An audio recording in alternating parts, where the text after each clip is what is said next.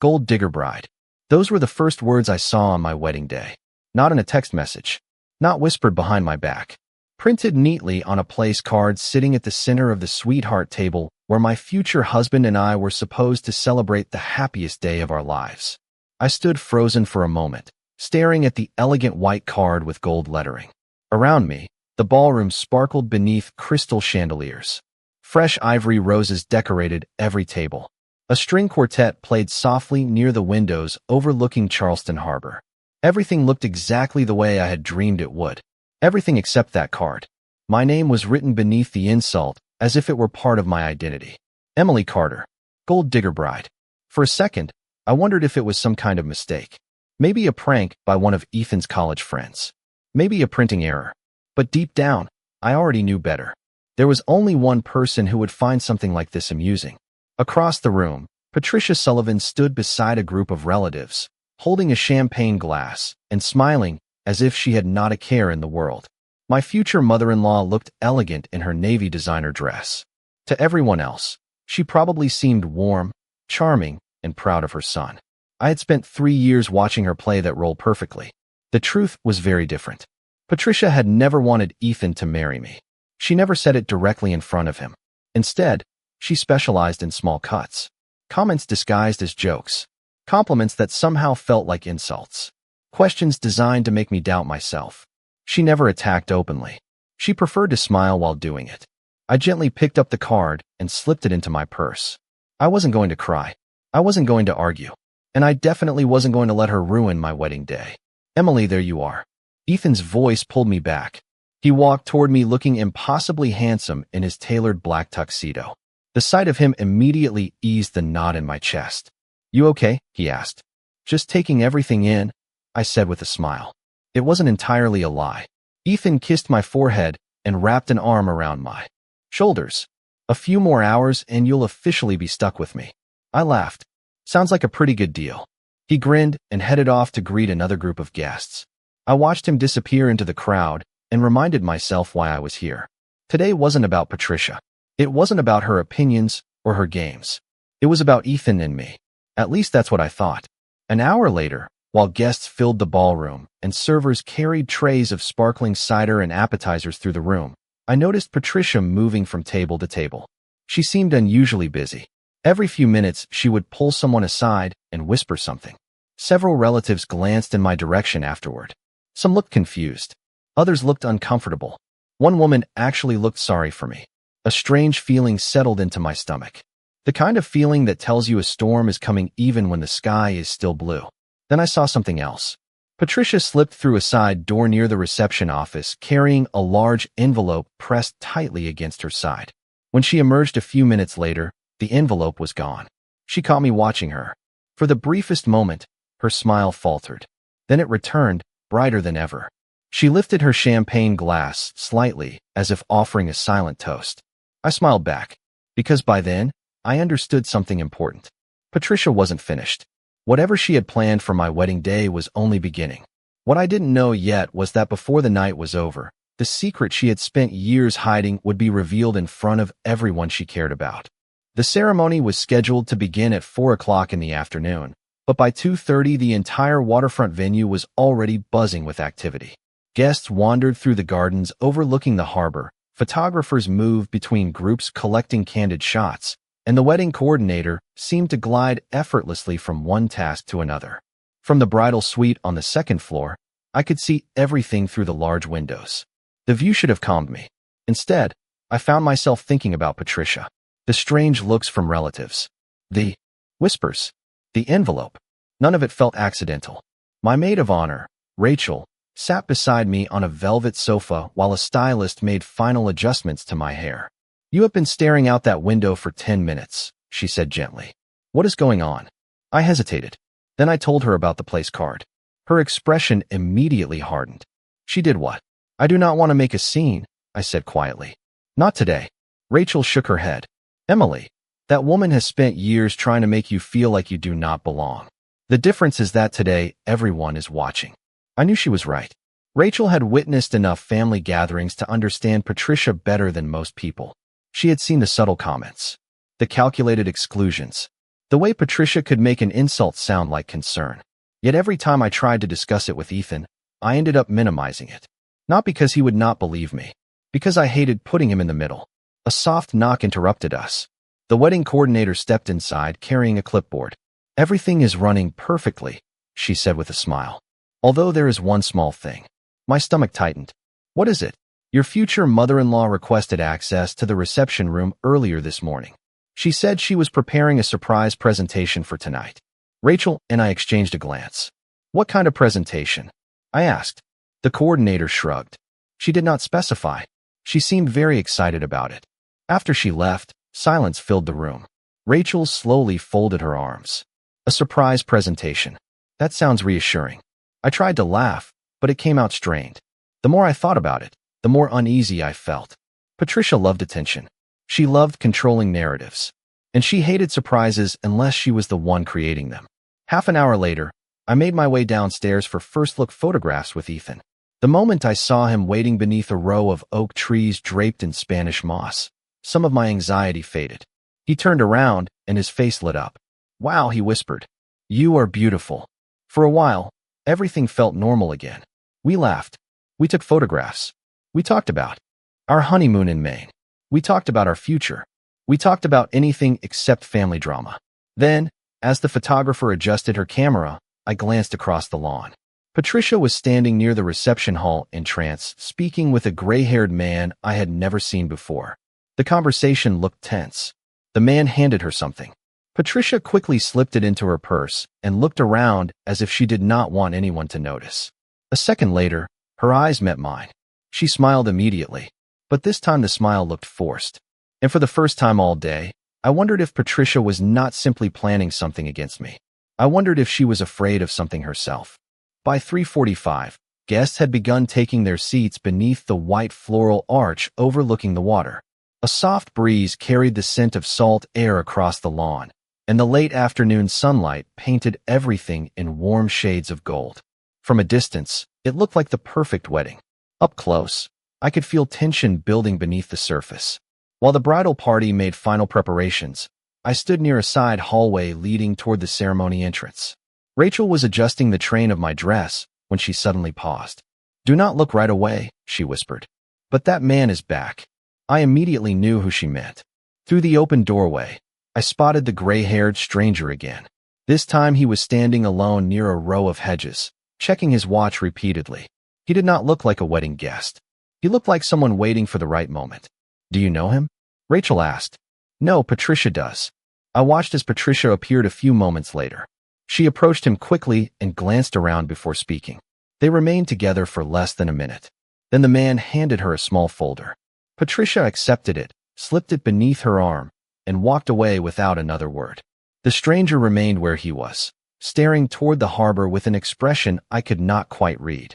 Concern, regret, maybe both. Before I could think more about it, the wedding coordinator appeared. 5 minutes, she said warmly. Everyone is ready. The music began shortly afterward. One by one, the bridesmaids walked down the aisle. Guests smiled. Cameras flashed. My father offered his arm, and together we took our places at the entrance. "You look nervous," he said softly. "A little. That is normal." I smiled. "I do not think this is wedding nerves." He squeezed my hand. "Whatever it is, focus on Ethan." So I did. As the music swelled, I stepped forward. The moment I saw Ethan waiting beneath the arch, the noise around me faded. His expression held the same kindness that had made me fall in love with him years ago. For those few minutes, everything else disappeared. The ceremony was beautiful, simple, meaningful. By the time we exchanged vows, I almost convinced myself that the strange events of the day did not matter. Maybe Patricia had finally decided to behave. Maybe I had worried for nothing. That illusion lasted until the reception began. The ballroom filled with laughter and conversation. Guests enjoyed dinner while a jazz trio played near the dance floor. Ethan and I moved from table to table thanking everyone for coming. It felt normal, comfortable. Then I noticed something unusual. Several guests kept glancing toward Patricia. Some seemed confused. Others appeared uncomfortable. One elderly aunt actually shook her head and looked away when Patricia approached. It was as though a private conversation had already taken place without my knowledge. An hour later, as dessert was being served, Patricia rose from her chair and tapped a spoon gently against her glass. The room gradually fell silent. She stood smiling at the center of the ballroom, holding a microphone in one hand and a folder in the other. My stomach tightened immediately. Across the room, I noticed the gray-haired stranger standing near the back wall. He was watching Patricia very carefully, and for the first time all day, he did not look nervous. He looked prepared. Patricia stood beneath the glow of the ballroom chandeliers with the confidence of someone who believed she controlled the room. She smiled warmly as guests turned their attention toward her. If a stranger had walked in at that moment, they would have seen a proud mother, preparing to honor her son and his new wife. I knew better. Ethan slipped his hand into mine beneath the table. "This should be interesting," he whispered with a small smile. He sounded relaxed, completely unaware of what was coming. Patricia lifted the microphone. "Thank you all for being here tonight," she began. "This is such a special day for our family." A few guests nodded politely. Others returned her smile. Patricia had always been good at first impressions. She paused just long enough to command attention before continuing. "As Ethan's mother, I have watched him grow into an extraordinary man. Kind, successful, honest. The kind of man every parent hopes to raise." Ethan lowered his eyes, looking slightly embarrassed by the praise. Several relatives laughed softly. For a brief moment, it sounded like a normal wedding speech. Then Patricia opened the folder in her hand. My stomach tightened immediately. "And because I love my son so much," she continued, "I believe honesty matters, especially on important days." The atmosphere shifted. Not dramatically, just enough for people to notice. A few conversations stopped entirely. Patricia slowly removed several sheets of paper from the folder. Before tonight, I struggled with whether I should say anything. But I could not remain silent if there were questions about character that deserved answers. Ethan turned toward her, confused. "Mom." Patricia ignored him. Her eyes settled on me. "Emily, I hope you understand that everything I am about to say comes from concern for my son." The room felt smaller, quieter. I heard the faint clink of silverware somewhere across the ballroom. Nobody else seemed to move. Rachel, seated nearby, immediately straightened in her chair. Patricia began reading from the papers. She referenced old jobs I had held years earlier, college loans I had worked hard to repay, apartments I had rented before meeting Ethan. Each fact was technically true, but the way she arranged them created an entirely different story. A story that suggested I had spent years searching for financial security rather than building a life through my own effort. Certain patterns become clear when you look closely, Patricia said. And as a mother, I felt obligated to pay attention. Several guests exchanged uncomfortable glances. Others simply stared down at their plates. Nobody seemed to know how to react.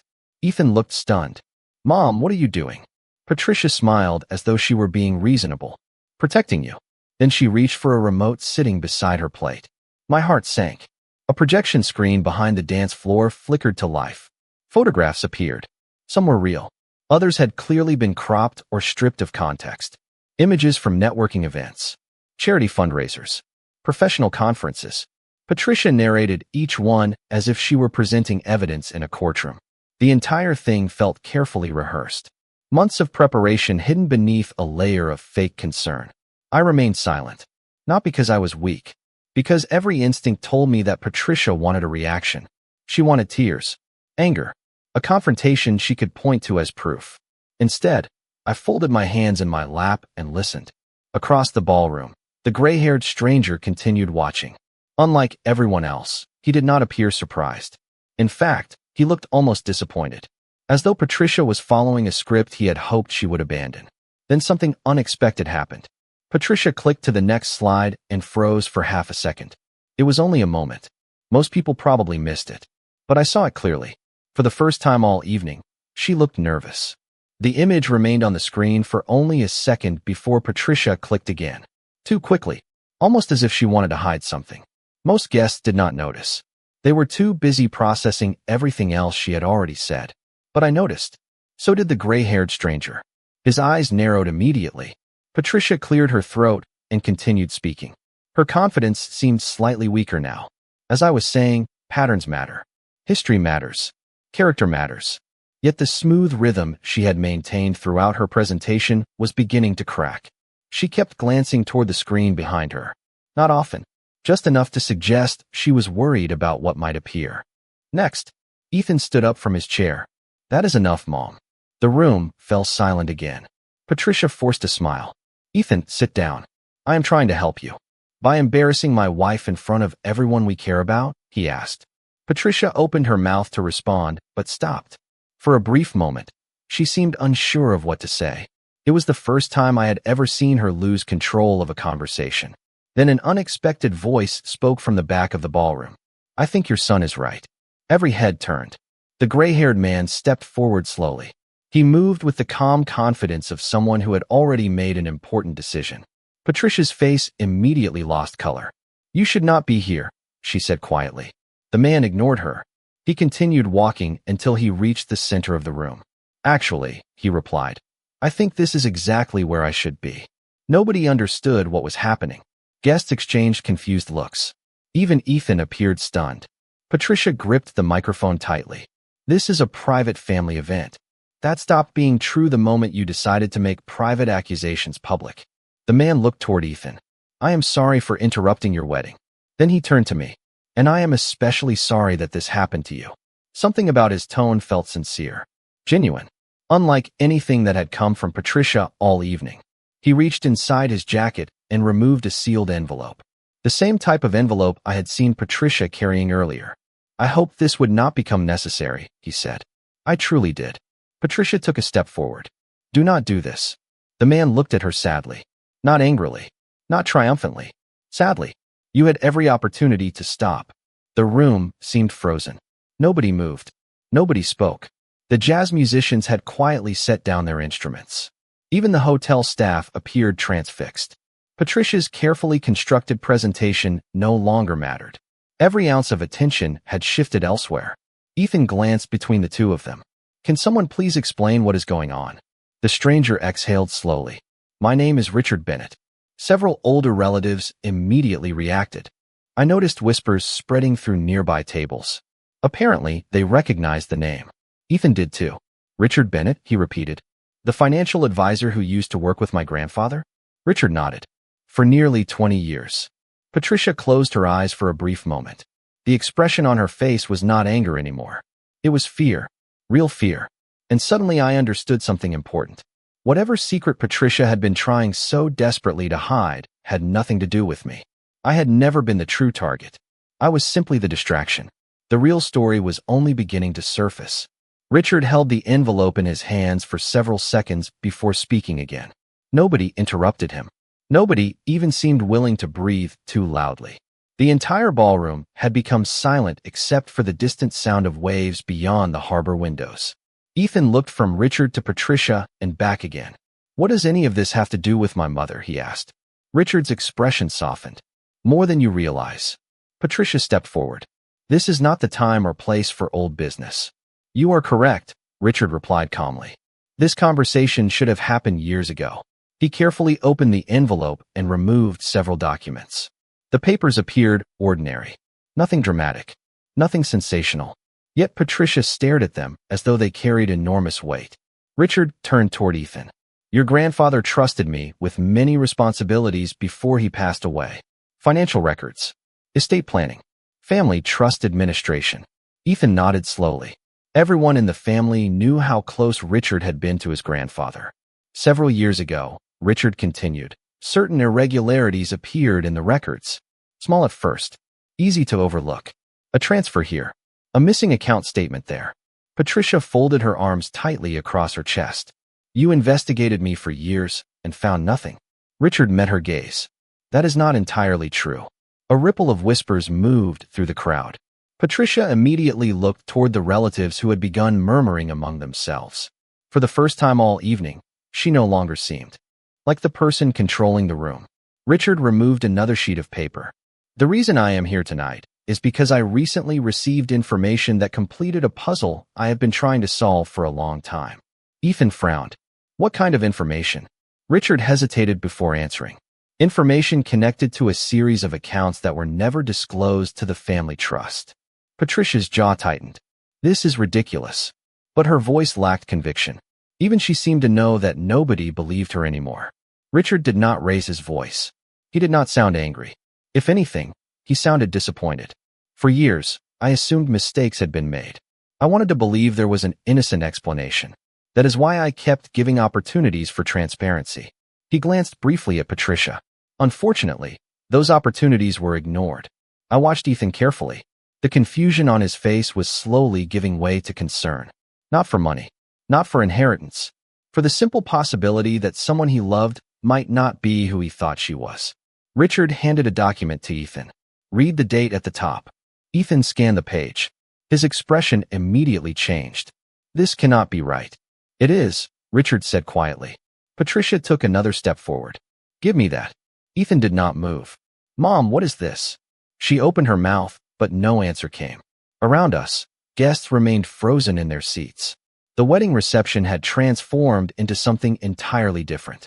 Nobody cared about dessert anymore. Nobody cared about speeches. Every person in the room was focused on Patricia. Then Richard revealed one final detail. The information that completed the investigation arrived 3 weeks ago. He paused. And it came from someone within your own family. Patricia's eyes widened.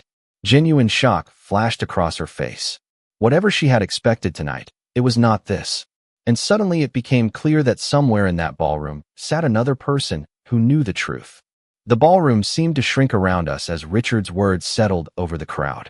Someone inside the family had provided the information that completed his investigation. The realization changed everything. Until that moment, Patricia had managed to present herself as a victim of misunderstanding. Now she looked like someone desperately searching for an escape. Her eyes moved from table to table, studying faces. Watching, calculating, trying to determine who had spoken. This is absurd, she said finally. You are standing here on my son's wedding day spreading rumors. Richard remained calm.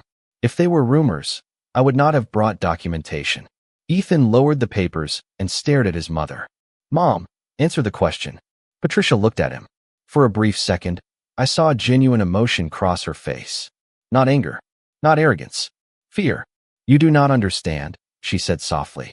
There are details you know nothing about. Then explain them, Ethan replied. Silence followed. Patricia opened her mouth, then closed it again. She seemed unable to find the words. Richard removed another document from the envelope. Several transfers were made over the course of 8 years, he said. Each one small enough to avoid immediate attention. Together, however, they represented a significant amount of money that should have remained within the family trust. A low murmur spread through the room. Several relatives exchanged stunned looks. One elderly uncle shook his head slowly, as if trying to process what he was hearing. Patricia's sister sat motionless, staring at the floor. Nobody rushed to defend Patricia. That fact seemed to affect her more than anything Richard had said. I did what I thought was necessary, Patricia suddenly said. The words slipped out before she could stop them. The entire room froze. Ethan blinked. What does that mean? Patricia immediately realized her mistake. That is not what I meant. But the damage was done. Richard quietly nodded. Necessary for whom? Patricia gripped the back of a chair. You have no idea what this family was like after my father-in-law died. Everyone expected me to hold things together. Everyone expected me to solve problems. Her voice was growing stronger now, driven by years of frustration. Nobody asked what it cost me. Ethan stared at her in disbelief. Mom, no, she said. Sharply, you deserve to know the truth. Guests listened in complete silence. Even Richard seemed surprised by the sudden shift. Patricia took a slow breath. I spent years protecting this family, while everyone else enjoyed the benefits. I made sacrifices nobody appreciated. That does not explain the missing funds, Richard replied. Patricia laughed bitterly. Of course that is all you care about. Then she stopped speaking altogether.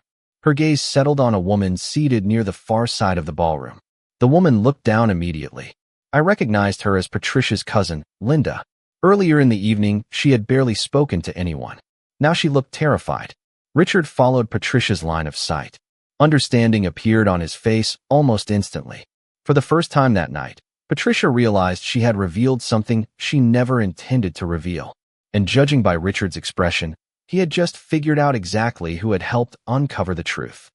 Patricia followed Richard's gaze toward Linda and immediately looked away. That reaction alone told everyone more than a denial ever could.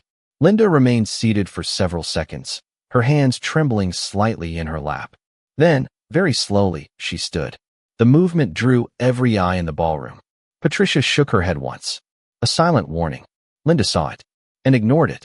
I did not want any of this to happen tonight, Linda said quietly. Her voice was barely above a whisper, yet the room was so silent that every word carried clearly. I begged Richard to wait until after the wedding. Patricia closed her eyes. Ethan looked completely stunned. Linda, he said, what are you talking about? Linda swallowed hard. 3 weeks ago, I found old records while cleaning out my mother's storage unit. Boxes that had not been opened in years. She paused. At first, I thought they were just family documents. Then I started noticing things that did not make sense. Richard nodded. Those records matched information I had been searching for. Linda looked toward Patricia with visible sadness. I brought them to you first. Several relatives exchanged surprised glances. Patricia said nothing. I wanted to give you a chance to explain everything, Linda continued. I wanted there to be some misunderstanding. But instead, you asked me to forget what I had found. The silence that followed felt heavy. Patricia's shoulders seemed smaller somehow. The confidence she had carried all evening had disappeared completely. Ethan stared at his mother. Is that true? Patricia remained motionless. Mom. Still no answer. Linda's voice broke slightly. You told me the family would never understand. You said some secrets were better left buried. Richard carefully organized the documents in front of him. Unfortunately, the records told a very different story. Ethan looked down at the papers still in his hands. He appeared exhausted. Not angry, just deeply disappointed. That expression seemed to affect Patricia more than anything else. I never wanted to hurt anyone, she said suddenly. The words escaped her before she could stop them. Several guests lowered their eyes. Others simply watched. Patricia laughed softly, but there was no humor in it. Do you know what it feels like to spend years trying to maintain an image that everyone expects from you? Nobody answered. Perfect wife. Perfect mother. Perfect daughter-in-law. She looked around the room. Everyone always needed something. Her voice grew quieter. And eventually I convinced myself that I deserved more than I had. Richard listened without interruption. Linda wiped away a tear. Ethan remained standing beside me, frozen between disbelief and heartbreak. Then Patricia made the mistake that changed everything. She turned toward me. You were never the problem. The room went still. Patricia laughed again, bitterly this time. I told myself you were. It was easier than facing the truth. I said nothing. Patricia looked away. Every time Ethan defended you, every time people welcomed you, every time you earned their trust, I saw something I had lost a long time ago. Her voice cracked. Respect. Nobody reacted. Nobody needed to. The truth had already settled over the ballroom. Patricia had spent years protecting an image that was now gone. And in trying to publicly embarrass me, she had unintentionally revealed the very thing she feared most. She had become the author of her own downfall. The strange thing was that nobody looked triumphant. Nobody celebrated. The room felt less like a victory and more like the end of a long deception that had finally run out of places to hide. For several long seconds, nobody spoke. The ballroom remained completely still, as though everyone was waiting for something more to happen. But there was nothing left to reveal. The truth had already surfaced. Patricia stood near the center of the room, surrounded not by accusations, but by silence. Somehow that silence felt heavier. Ethan slowly placed the documents on the table beside him. His shoulders rose and fell with a deep breath. Then he turned toward me. Not toward Richard. Not toward Patricia. Toward me. In the middle of all the confusion, all the disappointment, and all the unwanted drama, he reached for my hand. I squeezed it gently. That simple gesture seemed to bring him back to the reason we were all supposed to be there. Our wedding. The beginning of our life together. Richard carefully gathered his papers and slid them back into the envelope. I never wanted this to happen tonight, he said quietly. But I could not allow an innocent person to be blamed for something she had nothing to do with. He looked directly at me. I am sorry. I nodded. Thank you for telling the truth. Linda wiped her eyes and sat back down. Several relatives approached her, offering quiet words of support. Others remained seated, still trying to process everything they had witnessed. Patricia looked around the room. For years, she had controlled conversations, managed appearances, and shaped how people saw her. Tonight, for the first time, she could not control any of it. She looked at Ethan. I never stopped loving you. Ethan's expression softened. I know. Those 2 words seemed to affect her more than any accusation ever could. Tears filled her eyes. I made mistakes. Yes, Ethan answered gently. You did. Patricia lowered her gaze. She did not argue. She did not defend herself. She simply nodded. Then she picked up her purse and quietly walked toward the ballroom exit. Nobody stopped her. Nobody chased after her. The doors closed behind her, and the room felt strangely lighter. Not happier, just lighter. After a few minutes, the wedding coordinator carefully stepped forward. Would you like me to end the reception? She asked softly. Ethan looked at me. I looked around the room. At our friends. At our families. At the people who had traveled hundreds of miles to celebrate with us. Then I smiled. No, I said. I would like to continue. A ripple of relief moved through the crowd.